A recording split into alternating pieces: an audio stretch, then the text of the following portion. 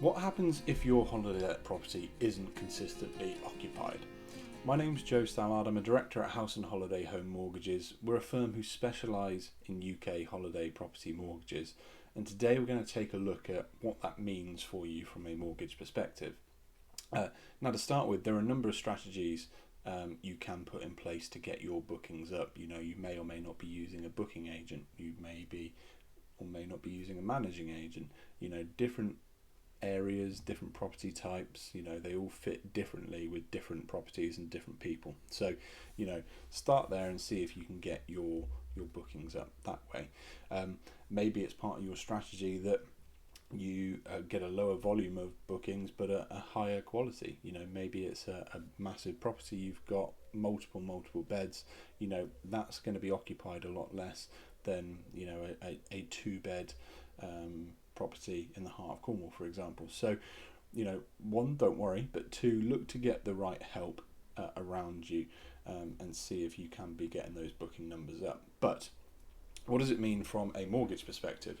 Well, the first one is we need to really consider it from when it comes to remortgage. So you'll have taken a holiday let mortgage out originally. You'll have probably done so over 2, 3 or 5 years. And then when it comes to renewing that mortgage or looking at mortgage options, rather than going on to a lender's standard variable rate, we're going to probably need to understand what level of bookings you are getting.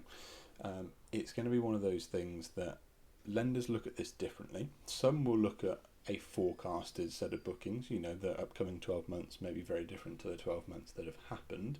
And so some will use that forecast model that you used to purchase it. Others, however, will insist on using the actual bookings that a property has achieved. So making sure, you've got figures that we can work with, be it, identifying the income that the property has brought in, is going to be important when looking at the refinancing options available to you. Now, equally, if your property isn't booked 52 weeks of the year, don't worry, because within lenders' calculations, they're only assuming somewhere probably between 24 to 30 weeks of bookings a year. So it's built in within their models that this property isn't always going to be occupied. Short-term stays, maybe there'll be changeover days in between, maybe it'll be a really strong seasonal property, but don't instantly worry if you're not booked out every single day of the year. Very uncommon for places to be so on that basis, but understanding where you're at is going to be important for looking at future mortgage options. The other thing you want to be really aware of here is the regulatory aspect around holiday lets and how long they need to be advertised and specifically let out for to receive certain benefits that are associated with them. Now, we can't or won't talk to you about tax, and I'm not going to get into specific numbers of days in this video because the content will become very outdated very quickly.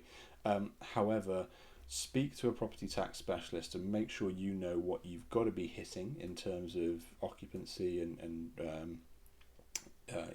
occupancy for the property to make sure you can get the certain holiday let advantages that are available and falling within the regulations.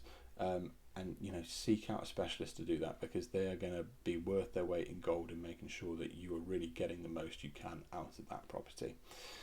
I hope that's been helpful. If you've got any concerns or want to chat it through, get in touch for us for a no obligation review of where you're at. We can look at your current mortgage, we can look at future mortgages and mortgage options open to you moving forwards, and we can try and steer you in the right path of some good professionals if it's not one we can help with ourselves. So HHHmortgages.com is us.